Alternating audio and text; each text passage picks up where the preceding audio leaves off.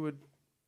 Gentlemen, we're live. Gentlemen and a lady And we have lady, here, David. David. Please watch your Unbelievable, language. this guy. Oh my gosh. You know, once you get this voice of God, you start thinking like you can, You're better than say whatever people. you want to say. But anyways, today's guest is a special guest. We got Governor Ron DeSantis' press secretary, Christina Pushaw, here with us. Thank you for making the time for being here. And thank you so much for having me here. Yeah, so we have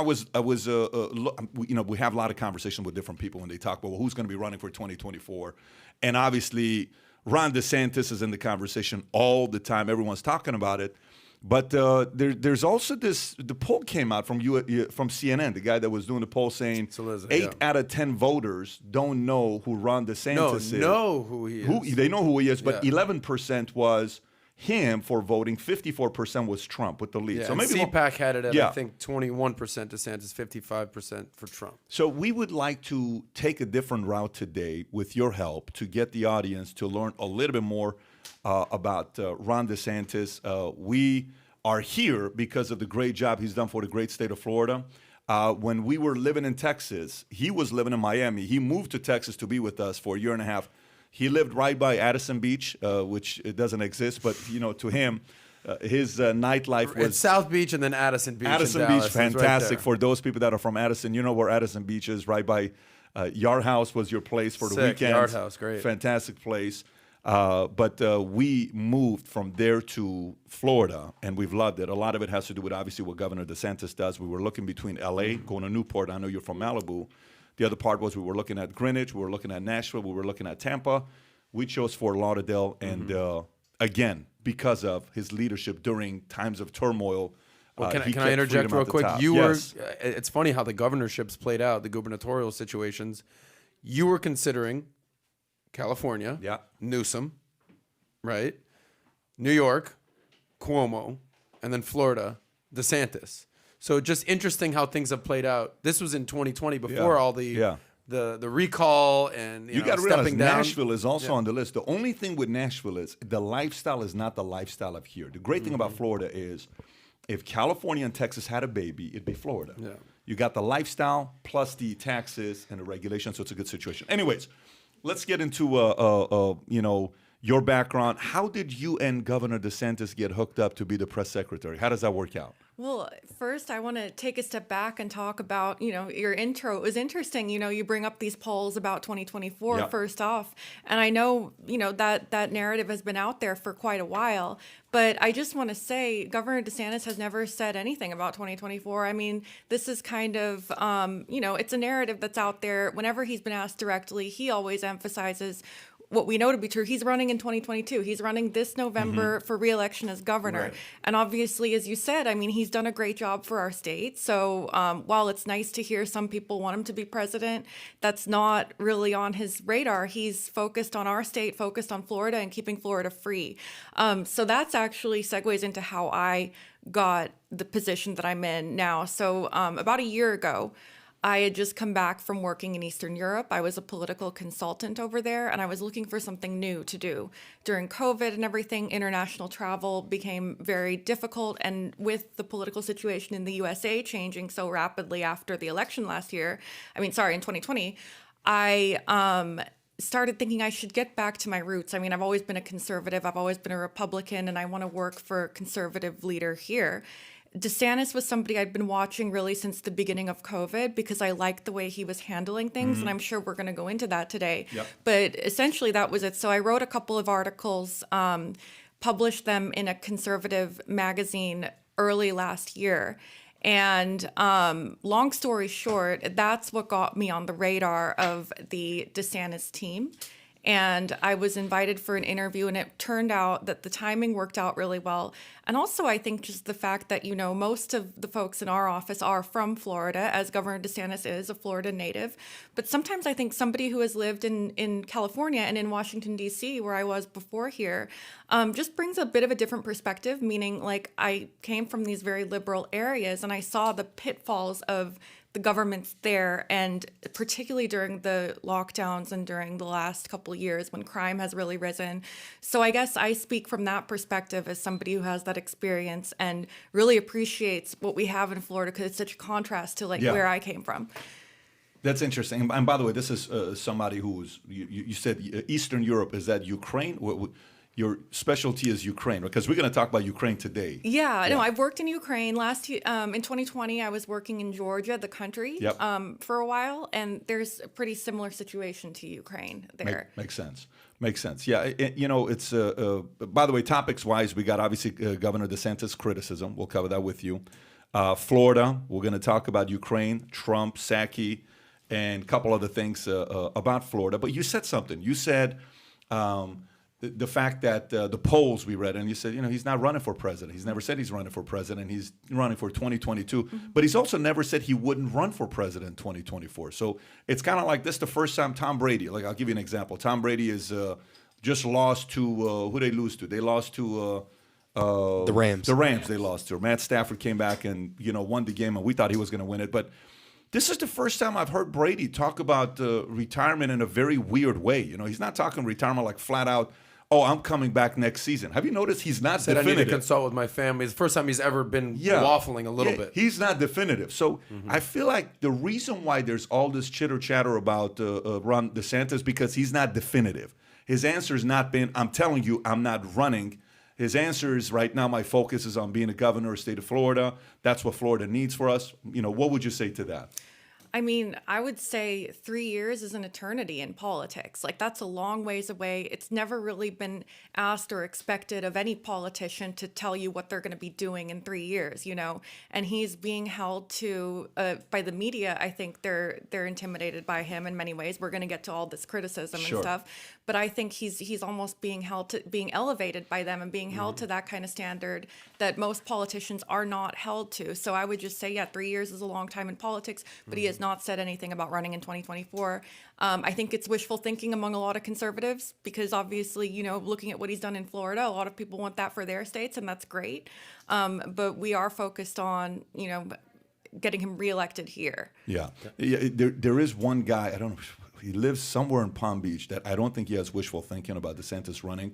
I don't know if you know who I'm talking about. He's been around the block. What's his name? Bit, you know, a good friend of yours, President Donald Trump, who lives at Mar-a-Lago, which it seems like there's some back and forth going on right now with the conversations between the two of them. The media, obviously needs stories to build up. We know that at the same time, that's what it is. But also at the same time, Trump just came up straight out and he said there's some governors out there when they're asked about boosters, they're not given the real answer, even though they took the booster, they took vaccine, they don't want to give the answers. I gave the answer about the booster, and it was kind of, insinuating maybe that's Governor DeSantis because the interview with DeSantis when he was asked about the booster, it wasn't a direct answer. You don't see any friction going on between Trump and DeSantis today? No, I think, look at Trump's last appearance on Hannity. He gave the exclusive interview to Hannity. Hannity asked directly about this. Hannity's on very good terms with both Trump and DeSantis, who, by the way, are on good terms with each other. President Trump confirmed that. He said, look, we're good friends. We've supported each other.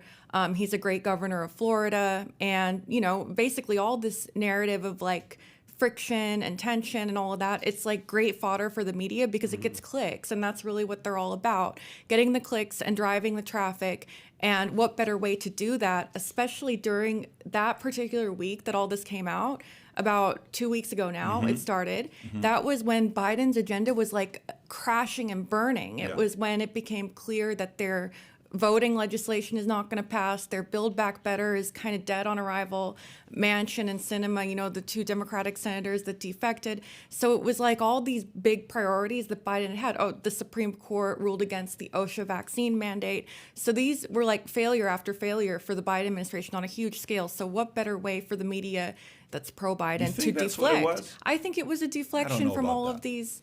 I mean, I don't know about that, and the reason why I say I don't know about that, I have dinner with some very, people who have done well for themselves, and they follow politics very closely, and there is major tension amongst people who want Trump to become the president again, because look, let's face it, nobody's bragging about Biden right now. I mean, nobody. When MSNBC and CNN are sitting there saying how this is terrible, I mean, things are bad when they're saying it's terrible. What's worse than terrible? So no one's talking about Biden right now. Biden, we'll cover a couple things with Biden.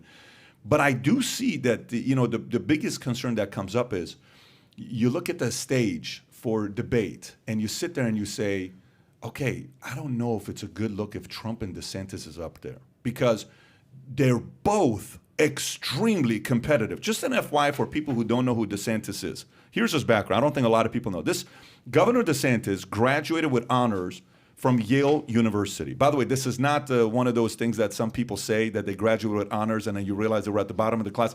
This guy actually graduated with honors at the top of his class. We know another person who claims that. Captain of Yale's varsity baseball team.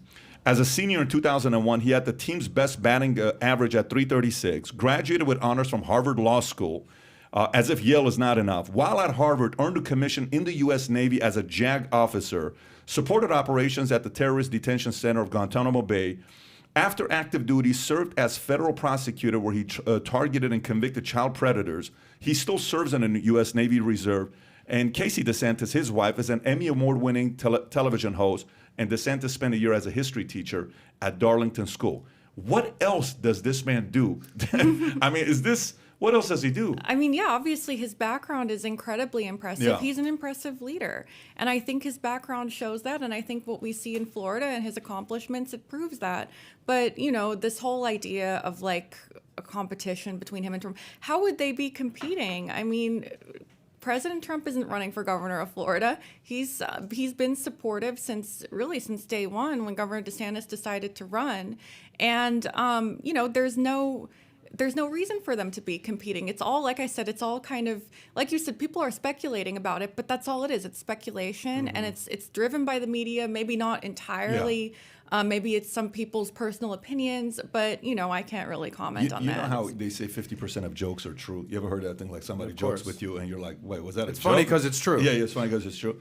I think 50% of speculations are also. I think this is one of those speculations where I think it's, Trump just said, on October 3rd, 2021, which is a few months ago, if I faced him, I'd beat him like I would beat everyone else. I think most people would drop out. I think he would also drop out. If I'm DeSantis, okay, and his resume, graduated from Yale with honors, competitive.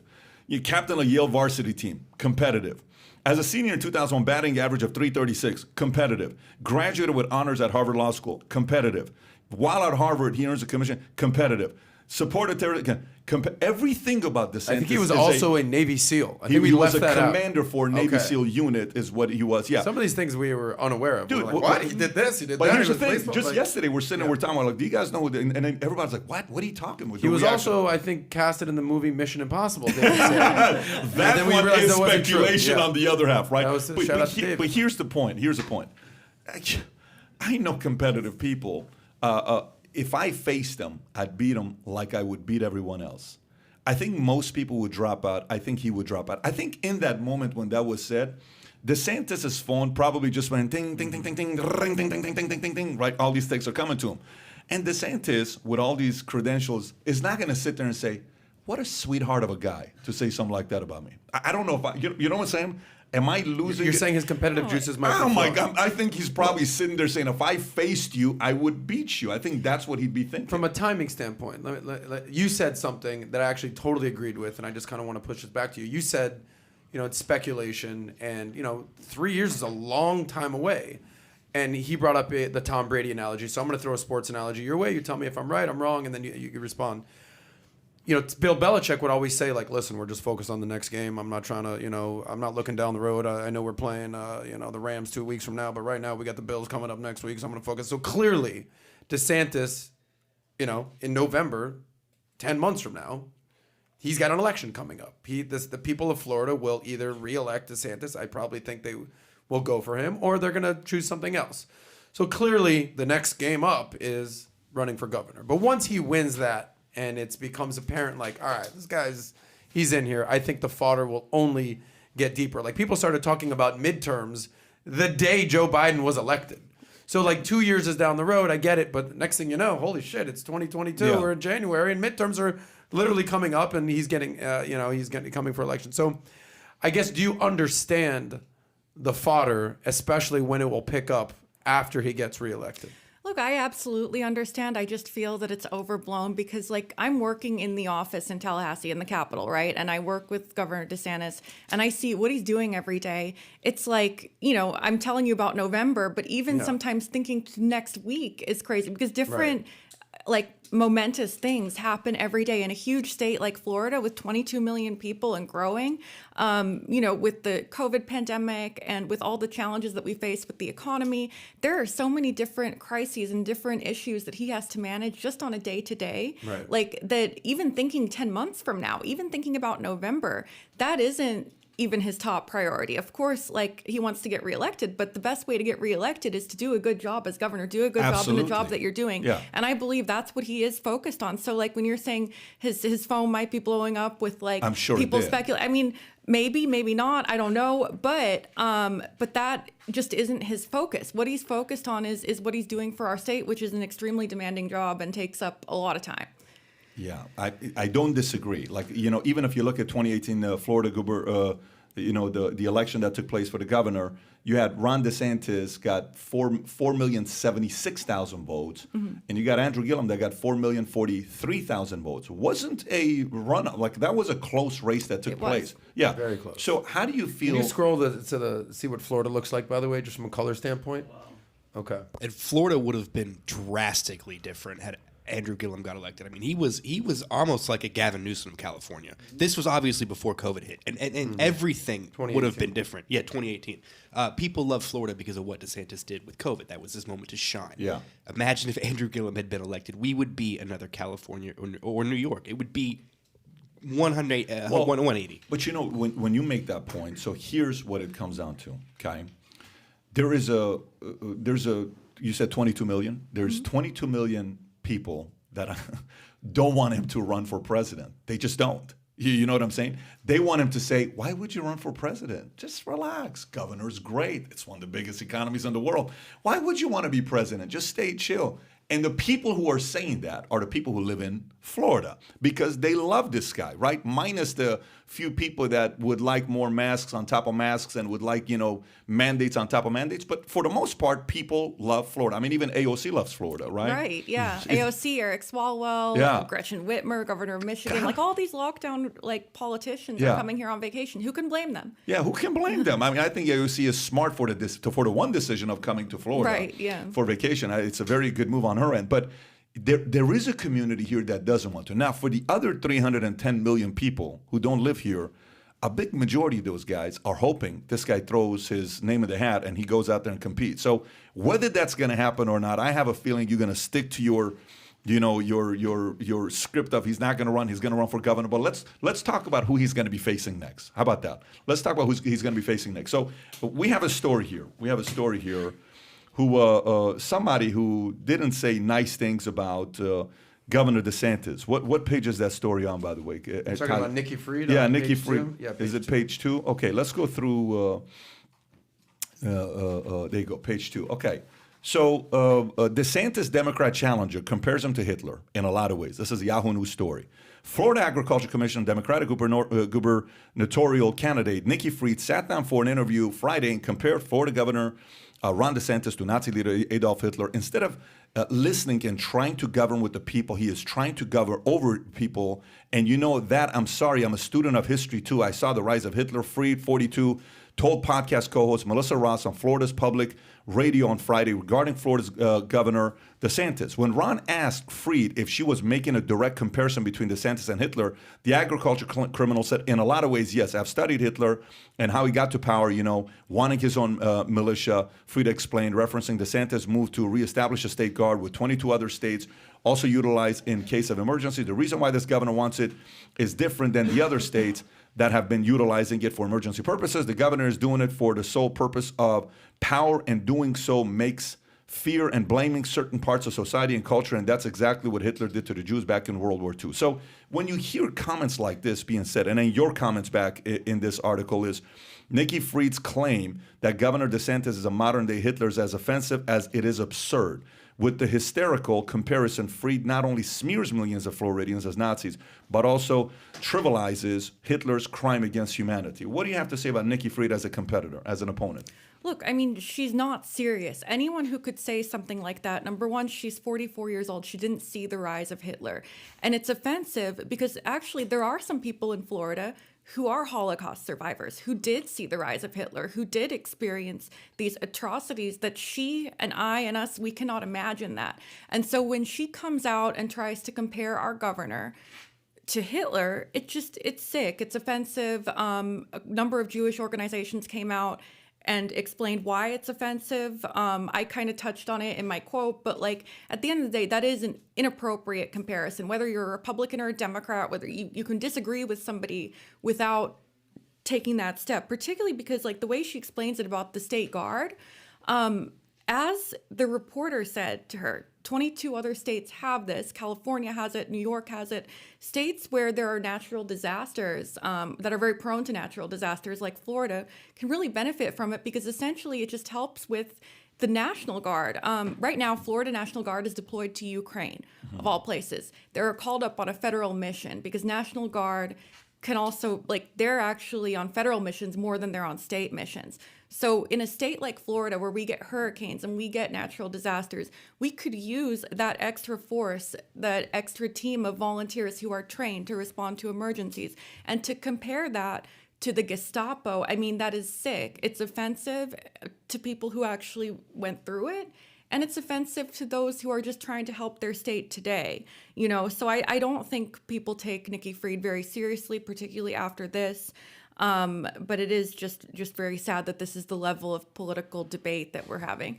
Adam, what do you think about that? I mean, as a Floridian yourself, you hear a comment like that taking place from somebody who's going up against DeSantis. Mm-hmm. And by the way, this is somebody that's pro concealed weapon. Like, she's okay with you. So she's got some interesting beliefs. First woman to be elected as a Florida Commissioner of Agriculture, pro-concealed carry and pro-medical marijuana, referred to Governor DeSantis as Hitler, obviously. Only Democrat to win a statewide office in 2018 elections. One of 17 speakers to jointly deliver keynote as Democratic National Convention, the DNC. Graduated from University of Florida, master's in political campaigning. Supports voting rights for felons, excluding murderers and sex offenders. What do you think about when you hear somebody like this make a comment like this? I don't know much about Nikki Fried. I think she did graduate from University of Florida, and she's a few years older than us. But here's what I'll say about the Hitler thing. And full disclosure, I'm Jewish. I had my grandparents, family, cousins. They died in Nazi Germany. You said it trivializes exactly what he did. Now, it does one of two things, for me at least. Any person with common sense, I'm not even talking Republican, Democrat, just common sense is going to look at this and be like, what the are you talking about here? Like, do you understand how stupid this makes you look? And just like, because Ron DeSantis might have more conservative values, he's fucking Hitler? What are we talking about here? But then, so anyone with common sense is just like, whatever. But then there's going to be people who listen to this and maybe don't follow the news or follow media. And they're like, no, he's a Hitler. Yeah. And they go down this rabbit hole of just absurdity. And then that begins to pick up fodder. So we've seen it happen. Like, people used to say, like, you know, what, George Bush, he's kind of like Hitler. Oh, there's Mitt Romney, he's like a Hitler. Trump, and just like, okay, enough's enough with the Hitler thing. So for you as the press secretary, your job is to defend Ron DeSantis. Are there certain things that you're just like, listen, this is retarded. I don't want to say that word, but like, this is so absurd that I don't even want to answer this? Or is it like, no, it's my job. I actually have to rebuttal such a ridiculous comment. How does that work for your job? I mean, that's how I see it. It is my job, but it really depends on the source, right? So if it's just a random person tweeting some nonsense about the governor, I'm not going to elevate it or give it attention. Right. But if it's a statewide official, which Nikki Fried is, or if it's a major media outlet like the Associated Press, no matter how absurd or ridiculous the line of attack is, I do have to address it. I mean, that is my job. Unfortunately, like I said, I wish we were talking more about substantive issues versus this kind of crazy rhetoric. But, she brought it to that point. So we had to respond. And I think, like I said, there are a lot of folks like you in Florida who have relatives, who have ancestors who actually experienced these crimes in Nazi Germany, who were victims of Hitler. And so to be talking like this for her, it's really inappropriate. And who is she in the context of the state of Florida? What does she do exactly? So she's the agriculture commissioner, but Okay. that's a really big position in Florida. It not only includes agriculture, which we're a big agricultural state, but also it includes issuing permits for concealed carry weapons. It includes consumer services, so like reports of fraud. Her office handles a lot of stuff related to that. So it's a pretty big position. Unfortunately, though, since she's been elected, she's been campaigning for governor, basically. She's been using her office instead of actually doing her job to help agriculture thrive and to issue these permits. She is just tweeting about Governor DeSantis all day and She's trolling him, attacking, basically. the guy at the job. Who, Right. in your mind, is the most likely candidate or candidates to face off with Ron DeSantis in November? Well, Is it Charlie Crist? Is he running again Yeah, potentially? because right now you're looking at some of the polls. The reason why we brought her up, she just passed up Charlie Crist. Oh, did she? Yeah, I mean fundraising. A lot of polls has her ahead of him. Some have him over her. But what is really the biggest difference between him or Charlie Crist? I mean, Charlie Crist was governor already. Right. A few years, and In he the was 90s, a Republican when he was governor in the But then he early turned, and 2000s. he became a senator. And Yeah. he's as swampy as it gets in Florida. I mean, Right. He's been back, forth, left, right, up, down. Yeah. Governor, senator.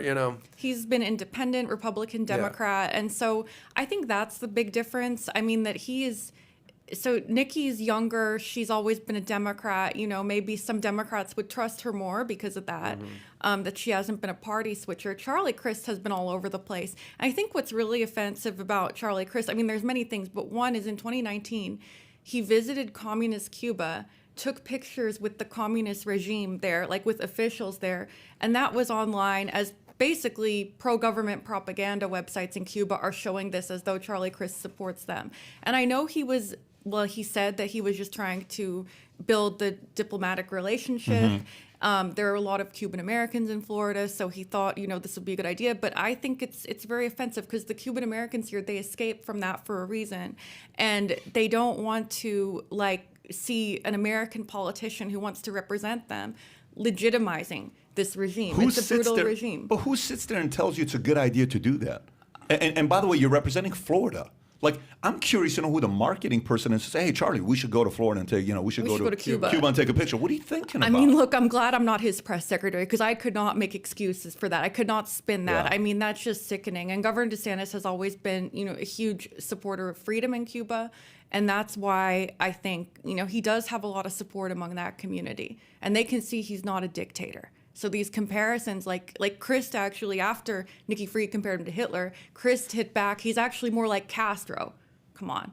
You're going to call Governor DeSantis Castro, but you're hanging out with But Castro. let's define that, though. Let's define that. Okay, so what is Castro? What is Hitler? The word that comes to my mind is force, right? That's what force is. Isn't that the real MO of those extreme, two? the most extreme type of force But you could let's possibly unpack. imagine. So what is the definition of dictatorship? Can you pull up, Tyler, the definition of dictatorship? Hopefully it hasn't changed to a sweetheart of a person who loves their people, and hopefully they've kept the definition. All right, let's see. What is the definition of dictator? 40 years of dictator. No, I want to know the definition of dictatorship. Type in dictatorship is a form of government characterized as a single leader or group of leaders that hold government power, promise to the people, and little or no toleration for political pluralism or independent media. Okay, By the so way, can you go back to the images real quick that you just had? I thought I saw something that... Is that George Bush and Obama as...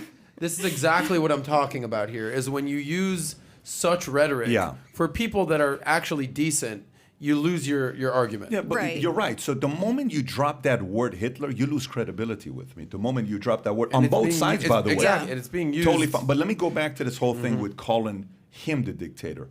When you think about the word dictator, what word do you think about? I'll give you a couple words I got. You said one of them. I said force. You said what? You said... I think of death. But what do you think about when you think about the word dictator? What do you think about? Words, specific words. Control. Control, okay, I agree. Totalitarian. All right. Totalitarian. So let's say force and control, okay? All right, so tell me what is force and control. Is force forcing everyone to take the vaccine? Is that force? Mandates. So isn't that a form of mandate? So if Nikki really needs to redefine what she means by that to understand. Now, she went through the military side, seeing like 22 different states. I understand what part she's going to. Yeah. But Florida, as much crap as people talk about Florida, the NBA playoffs was in Florida. The Okay? bubble. The bubble. Super Bowl. Super Bowl, Florida. Bunch of UFC, bunch of comedians. Comedians are moving Jake to Florida. Paul, Tampa, fights. Yeah, I mean, if you look Yeah. at how many different, if Florida Yeah. sucks as bad as it does, why do you keep doing events in Florida? Why don't you go to different places? Why is it that you know what's the number one city in America for conventions? Do you know what's the Vegas. number one? Orlando? Orlando's number one in America. Most people think it's Vegas. Believe it or not, Orlando's number one. Did you know that or no? I got to go to Orlando tomorrow. I'm in Orlando in 2 weeks for a convention. Orlando's number one for convention. So when you drop words like that, you got to be very careful because you lose credibility with the people in the middle that are somewhat reasonable. Well, what you're basically saying is like, okay, on the surface, it's ridiculous. Like the Hitler comments, Yeah. the dictator comments. But then when you actually unpack it and really start throwing definitions out there and being like, okay, what is actually freedom? It's like, well, like Gerard always says, oh, free state of Florida. Love it. Free state of Florida. And then it just compels your argument even further. Right. I mean, what kind of dictator tells parents you get to choose if your kid wears a mask or gets a vaccine or not? Whereas in other states, the governor mandates one way, like that has to be done with no exceptions, or like they let local governments mandate it. And Governor DeSantis just said, no, everyone gets to assess their own risk, make the right decisions for their kids. Everyone is different, you know, and that's the opposite of what a real dictator would do. Choice. Yeah, exactly. The opposite Freedom is of choice. choice. But by the way, very serious question. I'd love to hear a serious answer from you. Does Jen Psaki ever call you? Does she ever call you and say, does you guys ever talk at all or no? We don't. I Okay. mean, like I know that she's kind of not mentioned me by name, but she's alluded to some of the stuff I've said. Like during her press conferences, she will kind of throw shade at us. She likes hating on Florida. But a I lot, think I know but- why, though. I think I know why. Can I make my speculation? This is pure speculation. So remember, 50-50 rule. We're following with the speculation. I don't know how much you work every day. I think you probably work 30 minutes a day. And let me explain to you why. I think Jen Psaki is jealous of you. Because Jen Psaki is probably working 24 hours a day, having to fix everything Biden does 24/7. I think for you, your job is easy. DeSantis gets up on camera, you're like, okay, that makes sense. All right, this makes Right. sense. You know, so I feel like your job is a pretty easy job today. That's on point. Yeah. I mean, look. And I mean it in the most respectful way. I don't mean it in a... No, I get what you mean because he Yeah. says what he means. He fact checks everything that he says before he says it, so I don't have to play cleanup like Jen does with President Biden. But also, you know, my job is harder in one way, which is the media. The media, I mean, most mainstream media is totally against DeSantis, and they're totally pro-Biden. There are exceptions, of course, but I think so. Our jobs are easy and difficult, but for different reasons. Are you saying the local media or the national media? Local media is much more fair in Florida because I think they know what's going on here. They live here, right? And they have access to the governor. They can ask him questions and everything. So they've treated us more fairly. The national media has its own totally own agenda, and they go out of their way to cover for Biden. I think They have to do that because But by the way, to be fair to her, how much she's working, and Psaki, I don't think Psaki's working any harder than Sean Spicer had to work, or Sarah Huckabee Sanders, or Caitlin McEnany. Very tough jobs defending Trump and Biden. Just full disclosure. There's no question about it. Okay. Kellyanne Scaramucci lasted like 8 days, and then 7 days. and then like Hanukkah came up, and he had to go. Yeah, and by the way, that's why I have so much respect for Kellyanne Conway. I think you know who Kellyanne Conway is? Kellyanne Conway is Trump's Dennis Rodman. Okay, she has to do the dirty job. She's got the hair. She's elbowing people. She's got doing to the go dirty in work. there and get dirty. It's like, Michael, you just go. I got you, man. Don't worry about it. I got you. You know, he goes out there and does what he does. Are you a fan of Kellyanne Conway? Who are you a fan of? Because you said you're a conservative. You're a female. You know, you're blonde, like Kellyanne Conway. I'm just throwing that out there. But is there somebody in the press secretary world or spokesman world for politicians? You're like, Kellyanne Conway, that's my girl, or Psaki, or anyone. Who is your role models in your job? Honestly, I like Kellyanne. I think she did a great job. I think Kayleigh McEnany did a fantastic job. I love that she was polite but firm with the press, and she always had the facts on her side. Like you can't just like hit back at the press by calling them names. You have to have the facts, and so that's what I liked about her. Sarah Sanders was also really good. So there's a lot of folks that I think are good spokespeople. Psaki is a good spokesperson. I don't agree with her on anything, but she can spin, and her job is hard because, like, remember last week Biden said that a minor incursion of Russia into Ukraine is okay, basically, and she had to work to walk that back. I mean, that's a tough job. I totally agree. I actually think I think as ability-wise, I think Jen is actually good at her job. Well, it's a tough job. It's a tough job. How much leeway do you have? Meaning, does he say, look, this is the script, whether it's Trump, Biden, DeSantis, you're his mouthpiece. It's not like he's coming on and doing the PBD podcast yet, but you have to represent them. How much you say, listen, I trust you, just do your thing. We've talked about this, or it's like, stick to the script. This is what it is. If you screw up, we're going to come. Like, how does it work your job? Well, I think it's different for every politician, but with Governor DeSantis, I'm really lucky because I do get a good amount of leeway. What that means is, though, I have a high expectation of me too, that I can't just go injecting my own opinions if it's different, or like going off script and talking about stuff that has nothing to do with what he's doing as governor, right? But I think it's helpful that I actually agree with him on everything. I don't know that I could be defending a boss that I didn't agree with. I think it would be a very difficult job in that case, but because I do agree with him, I think it's easy. Also, he's very active. Like, he gives press conferences almost every day.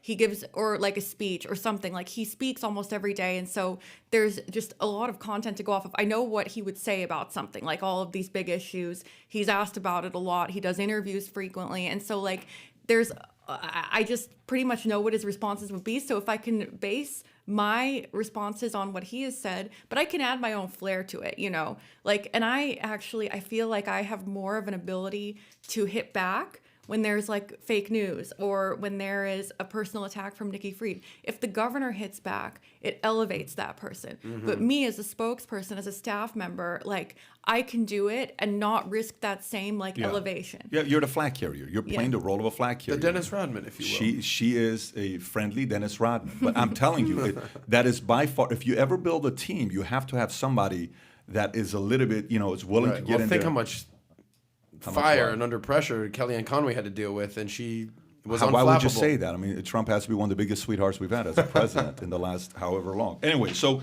you said something, and I want to put this back on you and maybe see where you'll go with this. Do you think?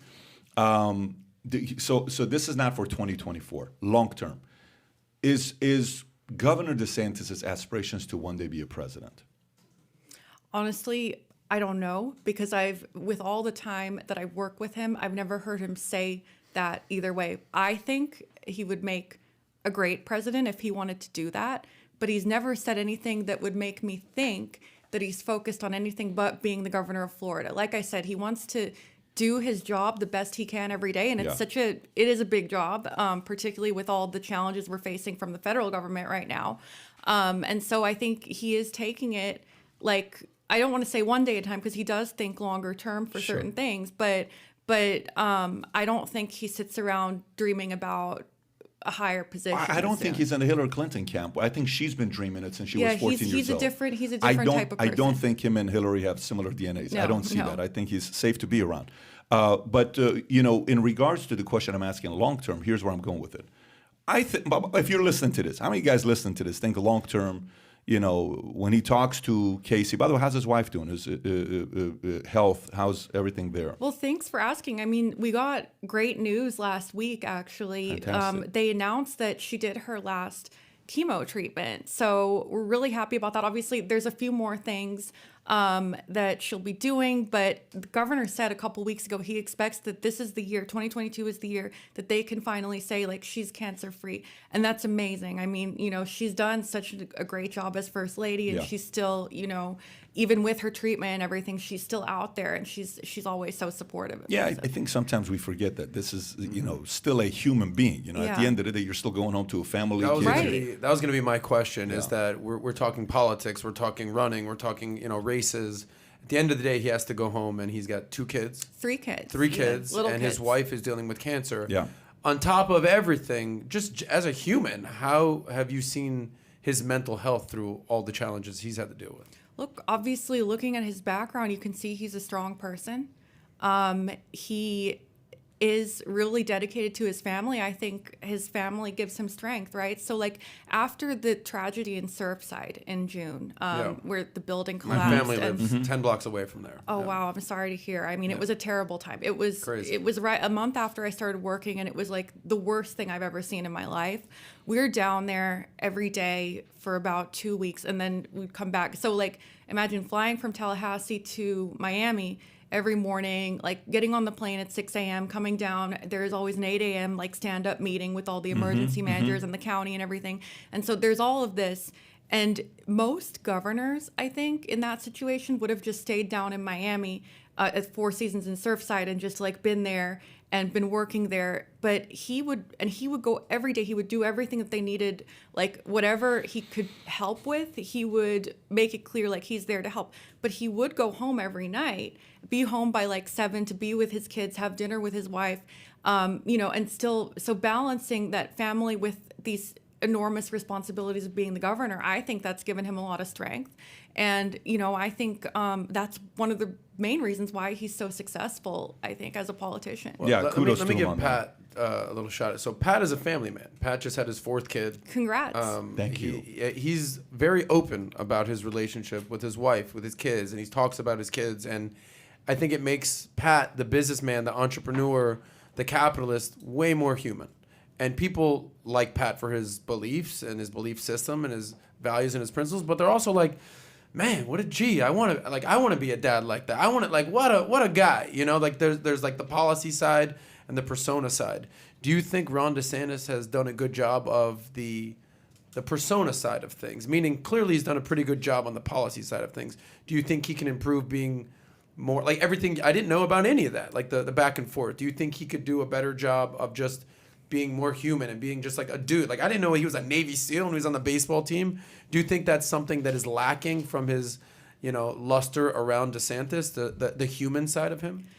That's interesting because I don't think it's a persona. I think this is really who he is. If it was a persona, then you would see it being marketed everywhere, But if you don't know about it, you kind of have to market it. So that's the thing. I think your question is more directed at me and our communications team versus like about him. Like, he is who he is.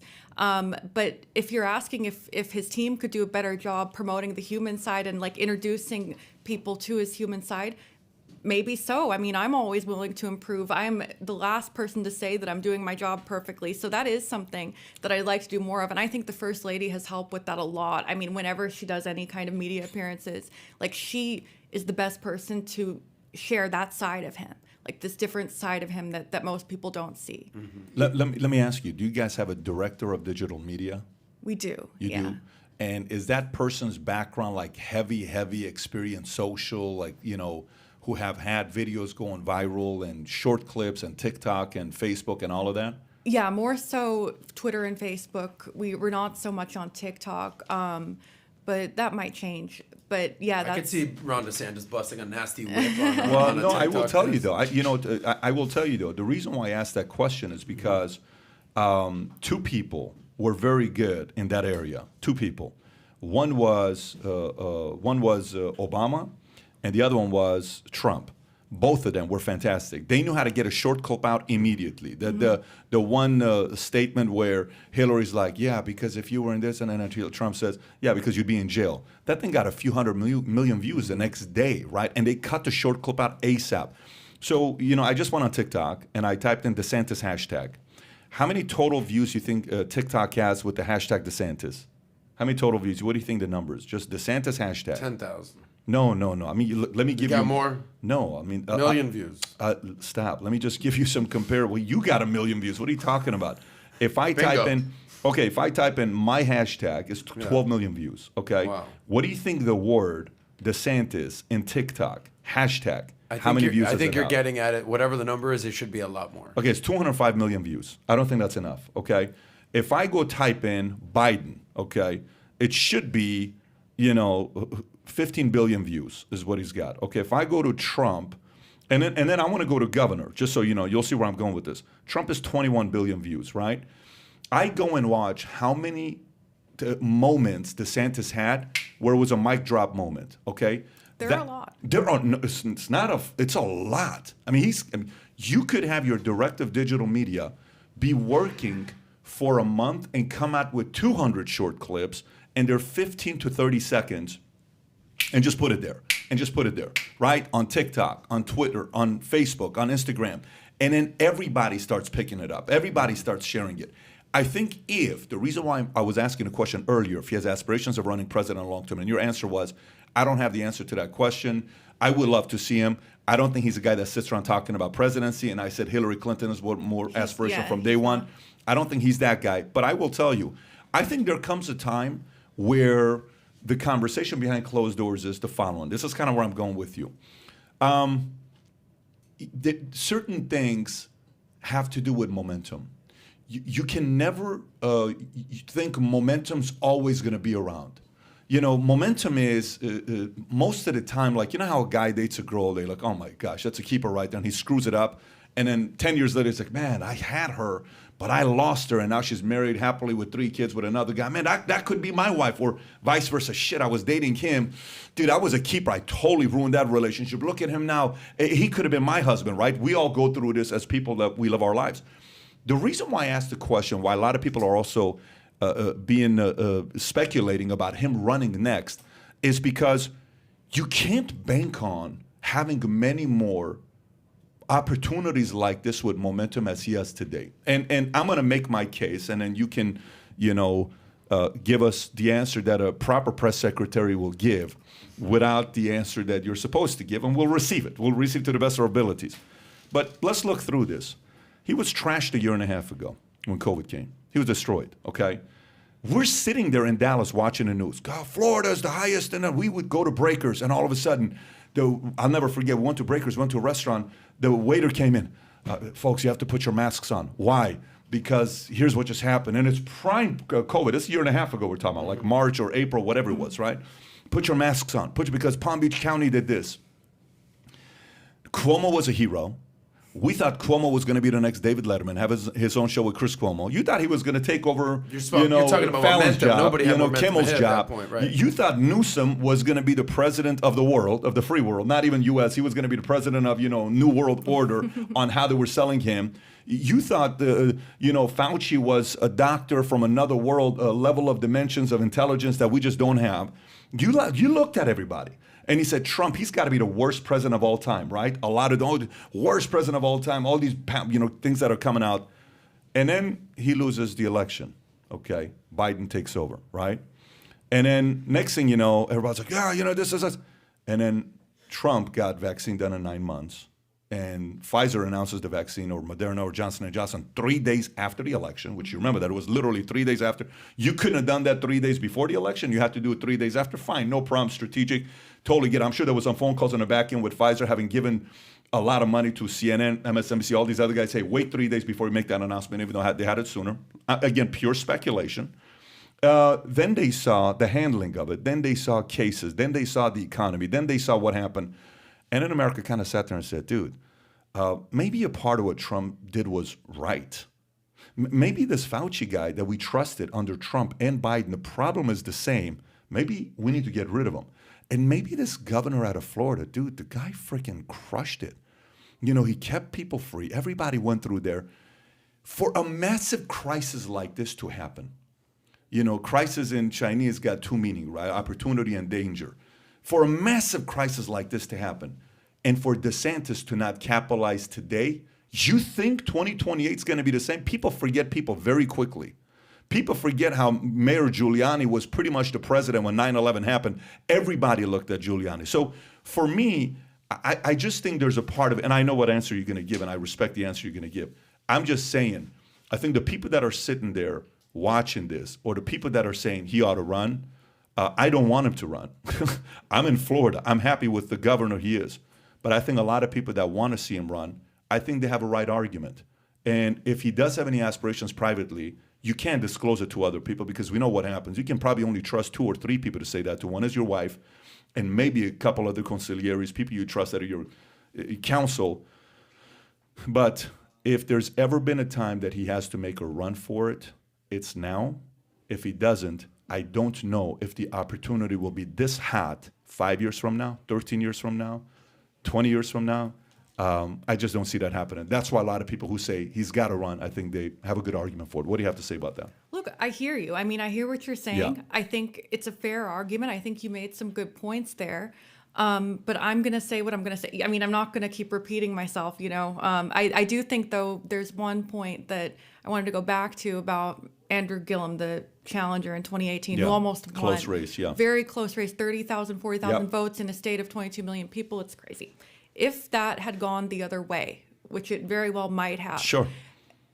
not only would Florida be totally different, but the entire country would be, because Florida is the first big state that really reopened and really where we have a leader who actually made the tough decisions and the tough calls first, even before many conservative governors did. And they followed in his footsteps, you know, like taking away the mask mandates in the local counties, taking away the school mask mandate, making it optional for parents to decide. Like, these are things that he was attacked. He was even attacked on opening schools in August of 2020. Yep. He was sued by the teachers union. There were so many protests, like it was a lot of drama, but he stood up and he did it. And if there was no governor who would actually lead on stuff like that, we would be like China right now. I feel like not only Florida, but the entire country would be, because as you were saying, I mean, Cuomo was the hero, Newsom was the hero, Governor DeSantis was the basically demonized by the press and during that time. Now he's turned out to be right on so many things, and Florida has been the control, meaning like Florida is the proof that you don't need these mandates, you don't need these lockdowns, you don't need these restrictions. Our death rate is lower than many of these lockdown and restricted states, despite the fact that we have a much older population than a lot of these states, so higher risk people. So essentially, you're saying Florida was a case study for what works, and I agree with that. But what you just said just validated my point on why he ought to run. That just validates my point. Or why he should stay governor. It could validate either point. Well, right? yes, but the part then becomes, what is a bigger problem? I have a feeling he's a crusade type of guy. I have a feeling he loves America more than he loves Florida. Is that a pretty fair question to ask? I don't think you can say he loves Florida more. Florida is America, right? But I think to me, America is the Constitution. America is the Federalist Paper. America is not Florida. Is I think to him, if he's a crusade guy, which I believe he is, I think to him, you know, Florida is a job that was up there for him to take, and he took it, and he's done a great job with it. But I think for him, America matters more than Florida does. Not saying that Florida's not important. Please don't take it that way. But it's kind of like your kid and the wife. You love your kids, but man, you know, this thing was founded based on your wife, your family. There's a certain lineage to that. I think America is kind of, maybe, again, selfishly, I don't want him to run. You have to understand, I'm here. I don't want the former governor that almost won by 30,000 votes, only lost by 30,000 votes. But I'm saying, case-wise, if he loves America more, America kind of is looking for someone to want to run. My only concern is the face-off between him and Trump, how ugly that's going to be. That's why I asked, does he love America more than Florida? Again, there's so many real concrete things we could talk about, so I don't know that we need to keep speculating about that. Yeah. But what I can say is Florida is what America should be. Florida is the ideals that America was founded on, which is individual rights, which is liberty, which is freedom, which is protection from government tyranny, right? We were founded on a revolution against government tyranny. We've been a magnet for refugees. And I know you came here as a refugee, so from all over tyrannies all over the world that came here for a better life. So it's like, you know, to say that to choose between America and Florida, I don't think it's really the right framework. I think you look at Florida under DeSantis as what America was, and should be. But unfortunately, some other states with these more dictatorship type of policies, they are moving away from By that. the way, after this interview's over, everything you just said, go back and watch that, because let me tell you something. Florida never had that reputation of being the bastion of freedom and being this place where, you know, the whole country is looking at as a case example. Florida has been mocked for decades of being like this like sunny place for shady people. Florida man. I'm sure we've got some stories with that. And this is what Ron DeSantis should run on, whether it's in 22 or 24 or 28, is that I have changed Florida's reputation. I've lived in Florida my whole life. I've never heard anybody address Florida the way that you just addressed Florida as being this, the great hope of America. It's like I'm almost like proud, but also laughing on the inside. I'm like, did she really just freaking say that about Florida? So that is what Ron DeSantis should run on. And I'm not the only one, you know. We were just talking about all these people moving here from New York, from California, from New Jersey, from Connecticut, from all these different states. And why are they moving here? It's because that's the feeling that they have. That's the impression they have of Florida. I have a friend I had dinner with last night. She's from Brooklyn. She has little kids. She was tired of them eating on the concrete outside of school because of the mask mandate and because they had to eat lunch out there because of COVID. Now they're living a normal life in Boca and they get to have a childhood. And you can't put a price on that, you know? Like that is something that just, it is the number one thing for most parents, wanting their kids to have a good life. And that this is what Governor DeSantis has given people from all over the country, this kind of hope. He can run on that, that's for sure. And I know Pat has beaten a dead horse with the Trump stuff, but I'll give you a different perspective, and then I'm sure we can move on. He doesn't want DeSantis to run because of, you know, the great job he's done in Florida. I actually do, and I've been very open about this. I do not want to see Trump again at all. And I'm a little disenfranchised with Biden. Full disclosure, I voted for Biden. Did not want Trump again.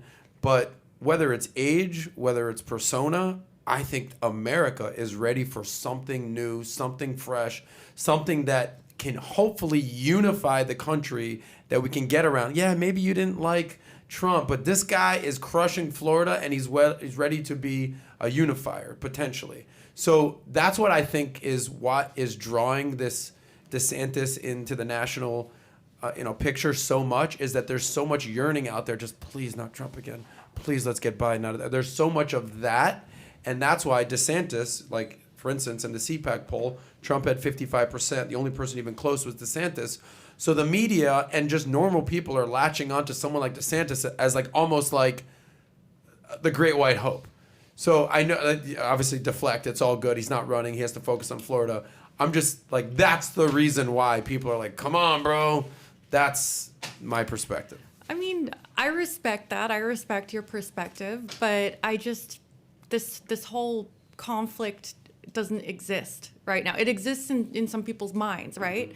But it's not materially real. So I'm hoping we could talk about some stuff that is. Yeah, let's talk about CRT. Let's talk about Okay. CRT. I think we kind of got an idea what the answer is going to be. It's like a broken record, so we understand. But Totally understand. we get it, and we made our point, and you made your point as well. So Florida School District cancels real history as an anti-CRT censorship spread. The day after the Florida State Senate Education Committee passed the bill banning public schools and private businesses from making people feel discomfort when learning about U.S. racial history, a school district in Central Florida canceled a teacher training seminar about the civil rights movement that had been months into planning. J. Michael Butler, history professor at Flagler College in St. Augustine, planned 3 presentations covering historic milestones like the Brown versus Board of Education decision, the March on Washington, the integration of the University of Mississippi, and the Montgomery bus boycott. To Butler, this was not just the culmination of Florida's year-long demonization of so-called critical race theory, but also the realization of something he warned his students about years ago. When our former president used the term fake news, I told my class to be aware of what's coming next. And that's fake history. If there's a topic that can be censored today, that means there's a precedent for the censoring of any topic in any state moving forward, and that should scare all teachers. What are your thoughts on that? Well, there's a lot to unpack there. I should start out by saying this idea that critical race theory and history is the same thing is a lie. That is completely dishonest. Critical race theory is a theory. History is about facts. So we know, for example, that there was slavery in America. That is a fact. A sad fact is that there is also segregation after slavery. There was Jim Crow laws. There was all kinds of racist policies that have fortunately changed after the civil rights movement. And now I do believe people do have equal opportunities here. Now, saying critical race theory, it's a theory based on Marxism, but basically instead of a class conflict and class as your identity group, it splits people into identity groups based on race. So it says, no matter what your background is and no matter who your parents are, if you're born white, you're an oppressor. If you're born Black, you're oppressed. And that's the opposite of what America is based on. That's the opposite of our values. The reason why so many people come here of all races from all over the world is because it is the only place in the world really that you can come and you can reinvent yourself and you can pursue what you want to do. In many other countries, including where I used to live in Eastern Europe, you're kind of born into a certain family and it limits your opportunities in some way. It limits what you could do. And so I think critical race theory, it's dangerous in a diverse society as we have. Florida is a very diverse state. So to be segregating kids and telling kids that are like 5 to 8 years old, like saying that, basically making them feel that they're responsible for historical injustices, is ridiculous. It's dangerous. It causes divisions when we already have a pretty divided society. We don't want to make that worse. And I should add that Florida law requires all public schools to teach facts about history, including African American history. That's in the law. It says like there's a statute on teaching African American history and what has to be in it. And so there are standards. First Amendment rights apply to people. They don't apply to the government. Schools are part of the government, I mean public schools, so they have to teach a certain curriculum, and that curriculum is prescribed by state law. It includes facts. It includes facts about the Holocaust. It includes facts about slavery. You cannot deviate from those facts and give your own personal opinions about it based on your ideology. You have to teach what the standards are, right? And so this is number one. I don't like this framing of the whole article. And number two, telling parents that their concerns are not real, that CRT isn't really being taught in schools, or that they're just racists maybe and they don't want kids to learn real history. This isn't effective. We saw what happened in the Virginia governor's race. Virginia went for Biden by 10 points. A Republican won by 2 points. 12-point swing in 1 year because of this issue in part. Education was the big issue because parents of all races, by the way, were seeing what their kids are being taught, and they were horrified by it. They were shocked by it. I mean, and it makes sense because, it's the absolute opposite of factual history at the end of the day, like to teach that America is founded on racism and this kind of stuff. But by the way, Tyler, what is the definition of racism? Just racist. Type in racist definition. I'm curious to know what comes up. And pull it up on DuckDuckGo and pull it up on Google. Make it right there to the left. Yeah, if you make it a little bigger. Okay, adjective, noun. A person who is prejudiced Go to the top right. against or antagonistic toward people on the basis of their membership in a particular racial or ethnic group, typically one that is a minority or marginalized. He has been targeted by vicious racist online. Prejudice against or antagonistic towards a person or people. Okay, got it. Can you go to DuckDuckGo and let you see what it says on there? So the DuckDuckGo says is a noun. A person who believes a particular race is superior to others. So your race is superior than somebody else's. I mean, it's a completely different definition than what's on Google. You thinking your Look on race the is top right of superior Google. to others. Okay, so Hitler thought his race was superior to others. That's historical. Racism is a belief that groups of humans possesses different behavioral traits corresponding to inherited attributes and can be divided based on the superiority of one race over another. Is that going on in America today? There are racist people Okay. in America, as there have been throughout history. There have been racists in history. You named one, Hitler. But there have been racists in America as well. That does not mean that society is racist. That doesn't mean that our entire system is racist and needs to be destroyed and rebuilt as something else, It means that we need to work towards marginalizing those racist voices. Like, a generation ago, we had governors in the South who were pro-segregation, who supported the idea that black people could not eat at the same lunch counter as white people. Fortunately, we've gotten rid of that. That had to happen. They had to be marginalized from politics, leaders like this who would support these policies. But at the end of the day, today you don't see that anymore.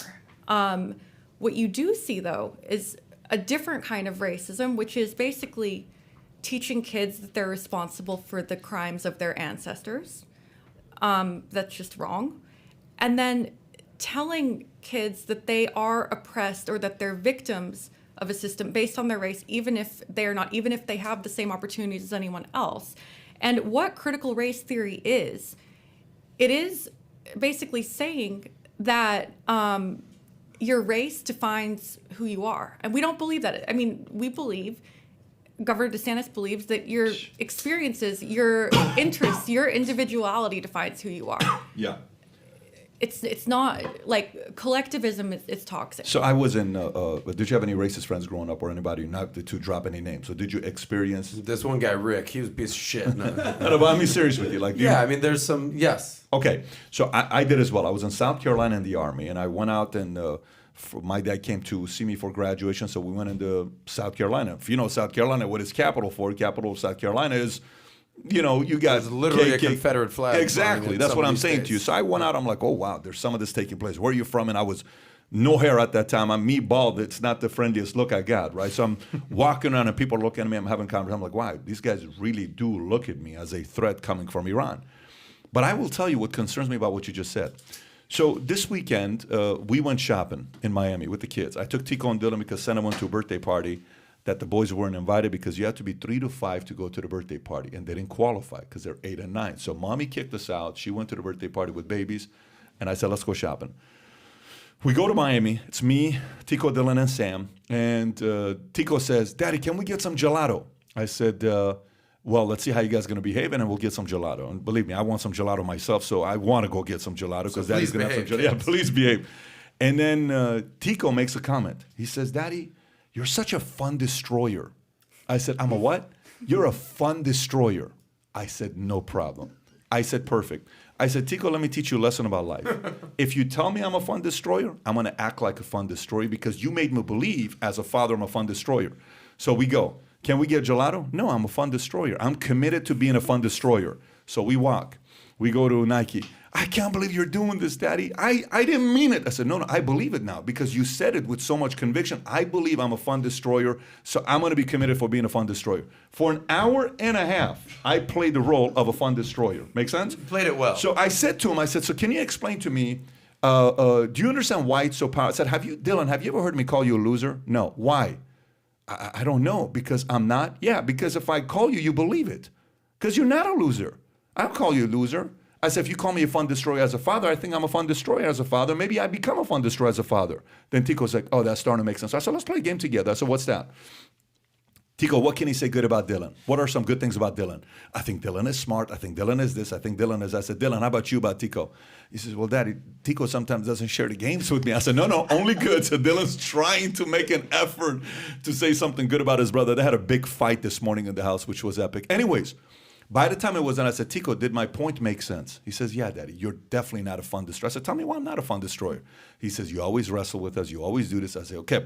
So the meaning of fun destroyer, you have to be very careful using that word because words have weight, right? They carry a lot of weight. If you tell a 8-year-old kid you're racist because of your lineage, dude, I can only imagine if somebody tells that to me 50, 40, 100 times, I'm going to start believing it. Now you're giving birth to a generation that grow up hating their own lineage. Look, you read the Bible and see what happened to Assyrians. One of the greatest famines about Assyrians, 180-something thousand, right? God wasn't a big fan of Assyrians if you read some of the history of what they did because they thought they could be bigger than God and they built this empire to go up there. And if you don't know the history of Assyrians, they're very interesting people, right? Assyrians. But guess what? What are we going to sit there and say? Oh, because of that, let me tell you, you are, you're responsible for that. No, that's what they did. But people change and we can get better. And you just have to be careful to not put me in a box that just because I'm that, I'm doing that as well. So very surprising. Virginia told us that to parents, voting for your side of the aisle is less important than voting for how your kids are raised. Exactly. That was a very big indicator. So very good point you just made on that part. So real quick, and maybe Cristina can shed some light on this. Last Friday, we had John Stossel on, right? And we spoke about Ron DeSantis banning critical race theory.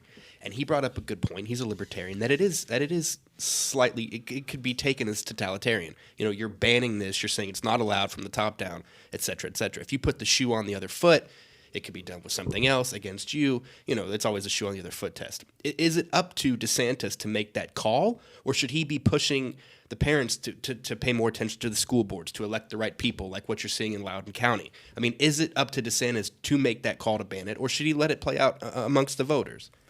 Two things. One, First Amendment rights, which Stossel was referring to, it doesn't apply to the government. Schools are part of the government, as I said. So, people decide voters decide to elect legislators. Legislators make laws.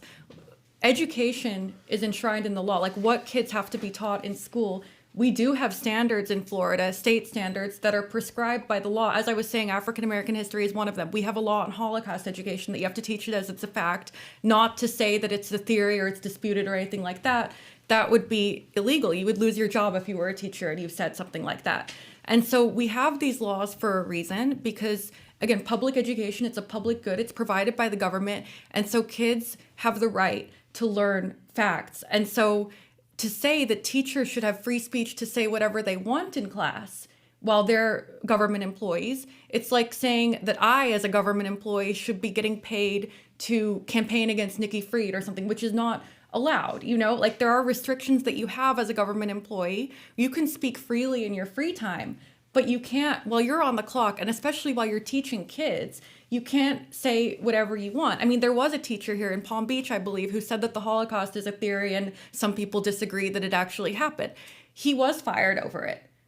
Not because he doesn't have free speech rights, but because he said it in class to his students when he's a government employee.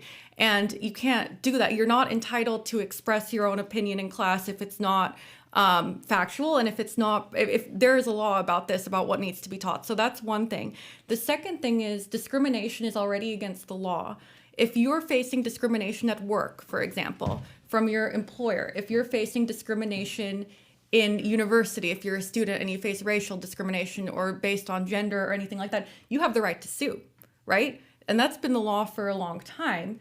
The types of things that are being taught under the umbrella of critical race theory is discriminatory. For example, everyone has probably heard this kind of hysterical example from Coca-Cola. They did a diversity training where they said basically whiteness is bad, try to be less white as if you can change your race.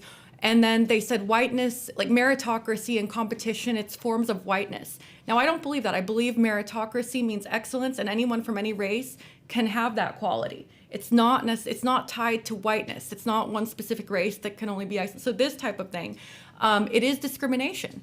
And that's been against the law for a long time. So I don't agree with Stossel's points at all for those two reasons. And I think libertarians, I agree with them on certain things, but I think they don't know what time it is. Now with the left taking over so many institutions from business to schools, conservatives should use their lawful power in order to ensure that the facts are taught. Yeah, so you know what my biggest challenge was, what Stossel said about that, is you can't, he says, well, let the market decide. I said, you can't move your kids' zip codes. You're controlled when it's statewide that's being taught. Let the market decide on private school. That, go for it. Open up a private school and teach critical race theory 24/7. Matter of fact, I'd love a case study. I would love for the Democrats to fund opening up schools that they teach heavy race theory in their private school, and let's see how many students pay, how many parents pay $30,000 a year for their kids to go to that school. I think it's a great system. If you think you're so right and there's a market for it, start a school with the core foundation being CRT. See if there's people that are willing to pay money for it. I think that's a good idea. Public school is not a marketplace of ideas, and there are some parts of this state where there's no private schools. So that was my challenge with what Stossel said, is he can't say let the markets decide. You can't do that when I'm a taxpayer and you create a law. I can't compete in a market decide. Like, it's a whole, remember parents used to get caught because they wanted their kid to go to the better public school and they gave the mom's address and then they got caught. It happens all the time. Happens all the time. I'm like, dude, you can't do that kind of stuff. Anyways, okay, let's go to a couple other stories with the time that we have here together. So criticism, COVID cases. This morning I'm training with my trainer, okay? And he says, who's on the podcast today? I said, Press Secretary Pushaw, Governor DeSantis' press secretary. He says, oh, really? I said, yeah. I said, let me ask you, what questions do you have? I said, do you know who she is? No, I don't follow politics. I said, but what question do you have for DeSantis? He says, well, I want to know how he's going to handle this COVID breakout in the state of Florida, okay? Now, you got to realize there's people that follow stories, there's people that follow headlines, there's people that kind of see what the news says, and that's it, right, with COVID cases. Can you pull up where Florida ranks in number of cases, for, I don't know, let's do for period, ever. Go new cases all time right there. If you can make it a little bit bigger so the rest of us can see it. Okay, Florida, what is the number? Do they show the numbers No, you got to do Rankings ranking. compared Go to other ranking. states. Go a little lower. There's a website right there. Go a little lower, little lower, little lower, little lower. By states. Okay, the one that says by state. Okay, just go up. Forget about Florida. Just type in COVID cases by state. Take Florida out. COVID cases by state. You got it. By state. All right, let's go there. Go a little lower. There should be a ranking. Lower, lower, lower. Right there. Click on that and see where Florida ranks. Florida's going to be third because we're the third biggest population. I totally get that. And I Yeah. want to go to what site would you say for him to go? Can you help him out to see what site to go to? There's a website that shows all of it. Oh, Data Tracker. That's the Yeah, one. I COVID think- Data Tracker. You just found it. Yeah, go to COVID Data Tracker. By state. Okay. Yeah, the CDC has a lot of information. Here we go. CDC, go to. Okay, anyway, so you're having a hard time finding it. Let me just ask you. So the questions with COVID cases. So the criticism people get when I go to California, I'll go to New York, I'll go to Greenwich, I'll go to different left blue states, right? They'll say, where are you from? Florida. Oh my gosh, how are things there? Oh my gosh, it must be really bad over there. Is it pretty bad with COVID cases? I hear the hospitals are full. I hear it's just people are dying left and right. It's tragic what's going on in Florida. How are you protecting yourself? You would be amazed how many people have an interpretation of what they think is going on in Florida. So what would you say about the handling of COVID cases in Florida, and what are some data you can share with the audience? I would say number one, cases are not the most serious metric to be focused on because a lot of cases, particularly among people who were vaccinated or people who are just in lower risk groups, the case might just be a positive test. You might not even be sick necessarily, or you might have like a slight cold or something. So what we've kind of focused on more is preventing hospitalizations. So helping the most vulnerable people who are actually vulnerable to severe outcomes. So if you look at the data, I mean, I think the most important data point to look at is deaths over time since the beginning of the pandemic. Why? Because obviously we want to save lives. So New York's deaths per capita is higher than Florida's, despite the fact that New York has so many restrictions and Florida does not, and our population is older than New York's on average. So we have a higher risk population.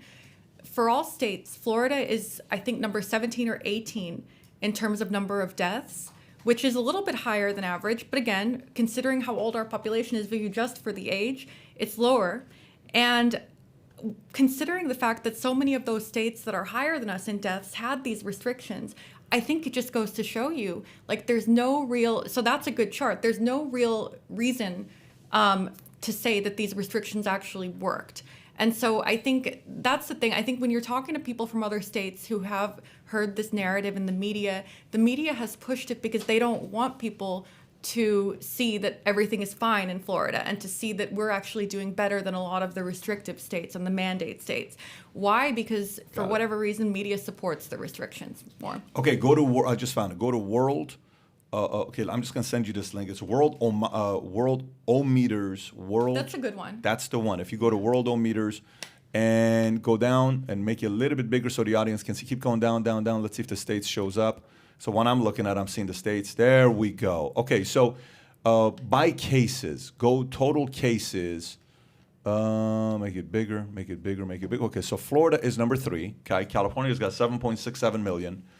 Texas got 6 million cases.